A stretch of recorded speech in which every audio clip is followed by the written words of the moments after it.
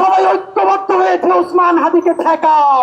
শরীফ ওসমান হাদির হত্যাকারীদের কি বাংলাদেশে ফেরত পাঠাবে ভারত? যদি পাঠায় কবে হবে সেটা? এ নিয়ে জানতে চাওয়া হয়েছিল ভারতের পররাষ্ট্র মন্ত্রণালয়ের কাছে। ভারতের রাজধানী নয়াদিল্লিতে বৃহস্পতিবার পররাষ্ট্র মন্ত্রণালয়ের সাপ্তাহিক ব্রিফিং অনুষ্ঠিত হয়।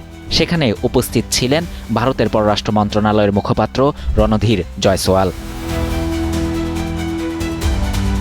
ব্রিফিংয়ে প্রশ্ন ওঠে, শহীদ শরীফ ওসমান বিন হাদি হত্যার আসামিদের বাংলাদেশে বিচারের জন্য ফেরত পাঠানো হবে কিনা বা তাদের সঙ্গে কথা বলার জন্য বাংলাদেশি কর্তাদের অনুমতি দেয়া হবে কিনা। এ প্রসঙ্গে রণধীর সরাসরি কোনো জবাব দেননি, শুধু বলেছেন এ বিষয়ে পশ্চিমবঙ্গ সরকারের পক্ষ থেকে বিবৃতিতে যা বলা হয়েছে তার বাইরে বাড়তি কিছু বলার নেই। প্রশ্ন ওঠে বাংলাদেশের ডিজিএফআই প্রধানের ভারতে আসা ও ভারতীয় কর্মকর্তাদের সঙ্গে বৈঠক নিয়েও।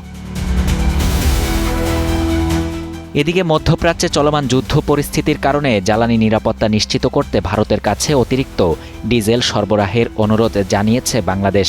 এ তথ্য জানানো হয় ব্রিফিংয়ে। রণধীর জয়সওয়াল বলেন, ভারতের নিজস্ব চাহিদা এবং শোধনাগারের সক্ষমতা বিবেচনা করে এই অনুরোধ পর্যালোচনা করা হচ্ছে। শাহরিয়ার শাফাত, বাংলা নিউজ 24।